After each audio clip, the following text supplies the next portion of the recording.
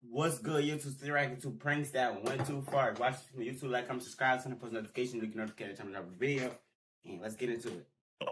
In January Oh my freaking god. Hold on. a 20-year-old named Timothy Wilkes wanted to make a prank video for YouTube. The idea was simple. Okay. He and a friend would run at strangers with butcher knives, pretend to rob them, and film their reactions. They went to a Alright, so that's not a goddamn prank. Somebody, yo, I live in Detroit. Somebody run up me with a knife and somebody rob me. I'm dropping, bro. If I had a pole, you dying. Okay, I'm just gonna say like that. You dying. That's not a prank though. Like that's the one of the ways to just get killed. parking lot outside a trampoline park in Nashville. I don't It was feel late nothing at funny night, about that. and they spotted a group of people hanging out. So Timothy ran at them with the knife out. But one of them, a 23-year-old named David Starnes, had a gun. He saw a stranger sprinting at him with a blade, so he shot him. Timothy died before he could say it was a prank. Dumbass. Police arrested David, but let him go without charges. It was self-defense. He had I know the cameraman that recorded the video was looking dumb as hell. no way of knowing it was a joke. Royal prank call. In December 2012, two Australian radio DJs named Mel Gregg and Michael Christian thought it would be funny to prank call a hospital in London. Kate Middleton, the Duchess of Cambridge at the time, and now Princess of Wales, was there with bad morning sickness, and the whole world wanted to know how she was doing. So they called the hospital pretending to be Queen Elizabeth and Prince Charles. A nurse named Jacinta Saldanha answered and fell for it. She transferred the call, and another nurse gave out details about Kate's condition. The DJs aired the whole thing, and it made news everywhere. Everyone laughed. No one got hurt. 3 days later, Jacinta was found dead. She was 46. She left Damn, 3 notes RP. blaming the prank call, and she didn't even give out the information. She just answered the phone. The DJs never faced charges, but the show got canceled. Ecuador War of the Worlds. In 1938, a radio host named Orson Welles did a Halloween broadcast in America where he pretended aliens were invading Earth. He made it sound like a real news report, and thousands of people believed it. 11 years later, a radio station in Ecuador decided to do the same thing. See y'all, this is why y'all don't believe everything y'all see on Instagram. So when I see something about, oh, Donald Trump about to blow our country up, I don't believe it because it be people that do stuff like this. See, now if something really happened to our country, we not gonna believe it because it's people like this. But Radio Quito wanted to go bigger. In the days before the show, the newspaper that owned the station published fake reports about strange Now, if aliens objects really in the come, sky. nobody's gonna So by the believe it. time the broadcast came on, people were already nervous, and it worked. Police and firefighters rushed out of town to fight the aliens.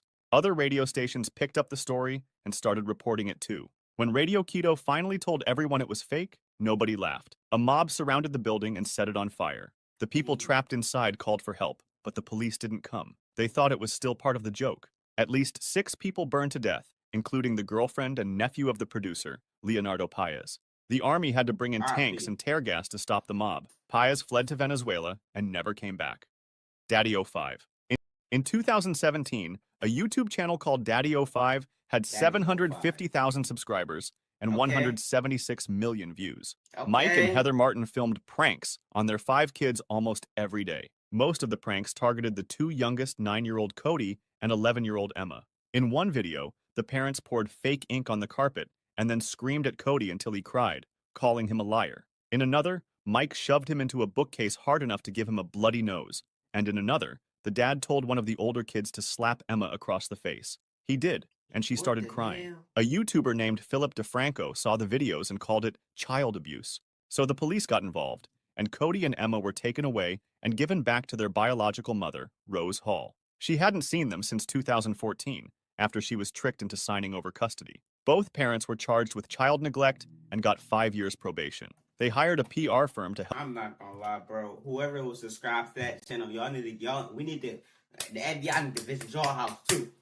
I'm not gonna lie, cause you abusing your kids for some YouTube views, that's crazy, bro. It's other ways to get YouTube money. Literally, it's other ways. You can post clips of iShow Speed, Kai Step. It's literally other ways, not abuse your kids, bro.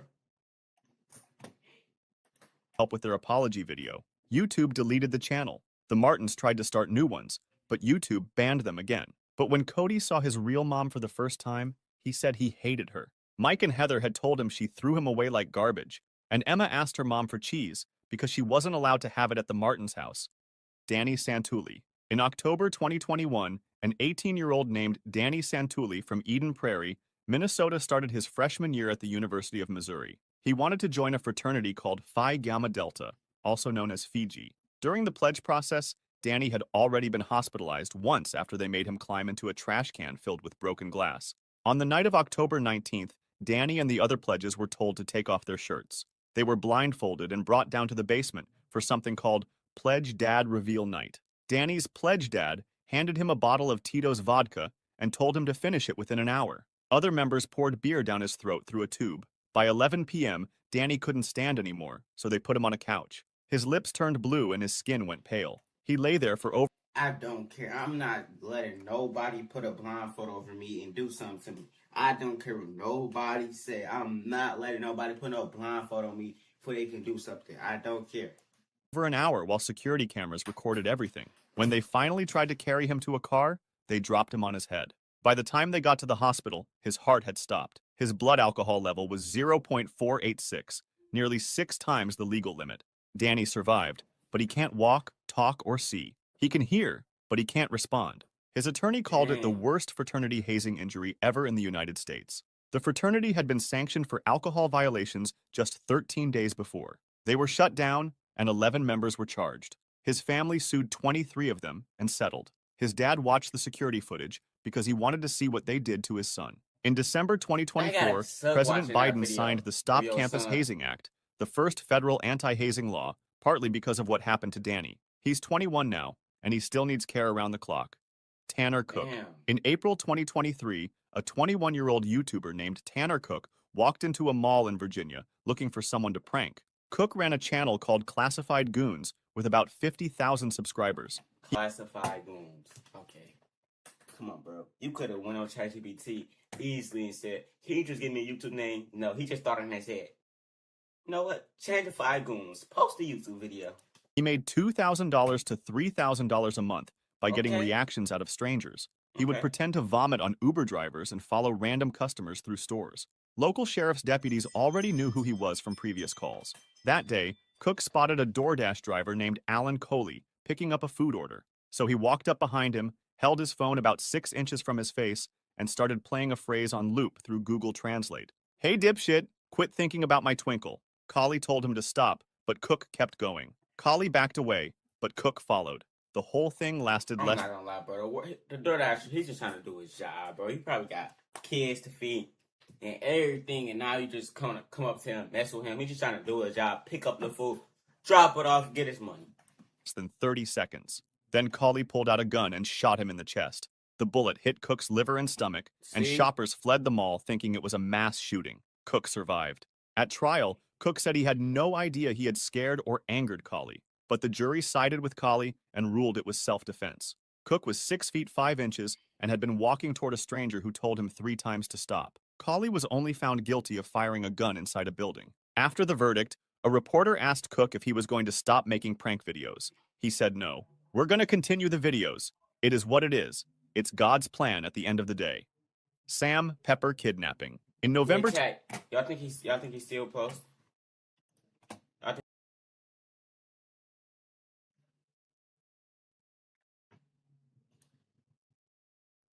Oh shit. Bro, still post here this day.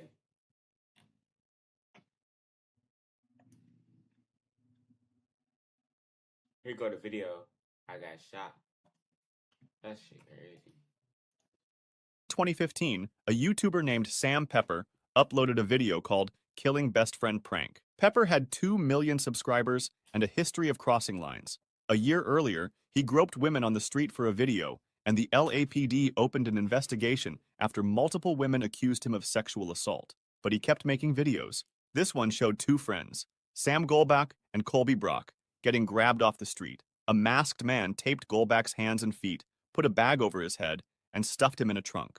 The next shot showed both of them tied up on a rooftop. The masked man pointed a gun at Brock's head. Golbach started screaming. "We're just kids from Kansas," he yelled. "He's everything I have!" Then the masked man pulled the trigger, and Brock's body slumped over. Golbach sobbed for a full minute, believing his best friend was dead. Then Brock sat up and told him it was all a prank. Over 100,000 people signed a petition to ban Pepper.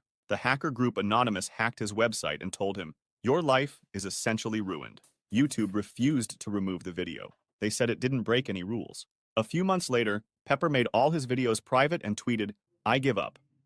Reset toothpaste Oreo." In January 2017, a 19-year-old YouTuber in Spain named Kangua Ren got a dare from one of his followers. They asked him to replace the cream inside Oreos with toothpaste and feed them to someone. Ren, who went by Reset and had 1.2 million subscribers, found a 52-year-old homeless man named Gorge begging outside a supermarket in Barcelona. Homeless, bro. You couldn't find nobody else. You couldn't find your mama, your cousin, anybody else just for a YouTube video. You can split the money with them. A homeless person, though. Gorge had escaped dictatorship in Romania and spent time in a mental hospital before ending up on the streets. Ren gave him the cookies and about $24. While filming, Ren admitted he might have gone too far. Then he laughed and said at least it would help clean the man's teeth, since he probably hadn't brushed them since he became poor. Gorge threw up after eating the cookie. He later told a reporter he had never been treated so poorly in all his years on the street. When the video— Yo, what's up? Shut up! I'm trying to make my video too!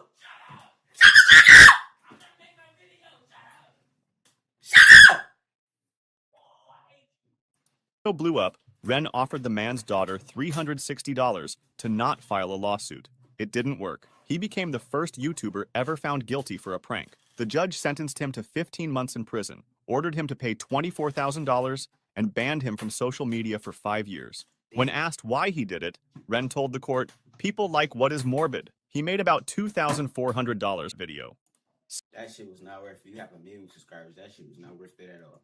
Scare tactics. In March 2002, the Sci-Fi Channel was filming the first episode of a new hidden camera show called Scare Tactics. The idea was to put people in horror movie situations and film them freaking out. They needed someone to scare. They found Cara Blanc. She was a grade school teacher in Los Angeles who also worked as a trained crisis counselor. Her friend Travis Draft told her he was taking her to a fancy Hollywood party, so she got in the car with Draft and another actor named Matthew Murtha. But Draft wasn't just a friend. Blanc had worked with him before on a fake documentary. On the way, the car broke down on a remote desert road. Then, an alien showed up. Draft and Murtha acted like they were being killed and told Blanc to run. So she ran through a dark canyon in the middle of nowhere while hidden cameras caught it. Blanc ended up in the hospital multiple times, and the episode never aired. She sued for assault and emotional damage. The insurance company paid her off, but the show ran 10 more years anyway, calling itself Scaring People Safely since 2003. Balloon Boy. On October 15, 2009, a silver balloon shaped like a flying saucer floated across the sky in Colorado. Richard and Mayumi Heaney called 911 and said their 6-year-old son Falcon was trapped inside. The whole country watched live as the balloon drifted for 2 hours. Helicopters followed it. And when it finally landed near Denver International Airport, rescue teams rushed to open it. But Falcon wasn't inside. Everyone assumed he had fallen out and died. And then the family went back inside their house, and there he was, hiding in the attic the whole time. That night, the Heens went on Larry King Live. The host asked Falcon why he didn't come out when everyone was calling for him. The boy looked at his parents and said they told him to do it for a show. The next morning, the family went on the Today Show. Falcon threw up on live TV. Police looked into it, and the mother eventually confessed. The Heens had already been on Wife Swap and wanted their own show, so they faked the whole thing. Richard got 90 days in jail and had to pay $36,000. Mayumi got 20 days. Their 3 sons, including Falcon, had been in on it the whole time. Stupid. Corb forehead tattoo. On November 29, 2000, a DJ at a hard rock station called Corb in Iowa went on the air with an offer. Anyone who tattooed the station's logo on their forehead would get $150,000, paid out over 5 years. David Winkleman heard it and called his stepson Richard Goddard. They called the station to make sure it was real. They said it— What do you mean? $150,000. You could take the tattoo all over my face.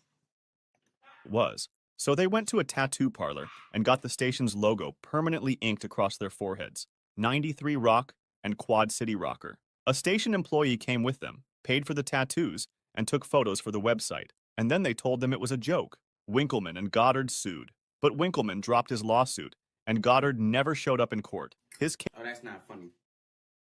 Don't make me put a tattoo on my... Don't make me put a big-ass tattoo on my face, and you gonna lie about $150,000. But we bang, I ain't gonna lie, we bumping. We gonna have to do something. We gonna have to bang it out. We gonna have to shoot it out. Whatever, bro. I ain't gonna lie. case was thrown out. Both men lost their jobs and couldn't find work. 2 See? years later, Goddard was beaten with a hammer and nearly killed by people he lived with. He'd been made fun of constantly over the tattoo, and in 2010, Winkleman was arrested on an unrelated charge. His mugshot went viral. He still had the tattoo 10 years later. The station had changed its name 6 years before that.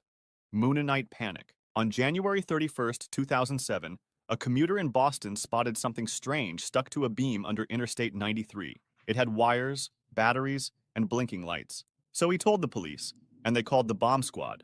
Over the next few hours, they found nearly 40 more of them around the city, on bridges, overpasses, and subway stations. So they shut down I-93 and closed the Longfellow Bridge. The Coast Guard stopped all boat traffic on the Charles River, and then they figured out what they were looking at. The devices were LED signs, about the size of a light bright toy. They showed a cartoon alien giving the middle finger. It was a character called a Moonanite from the Adult Swim show Aqua Teen Hunger Force.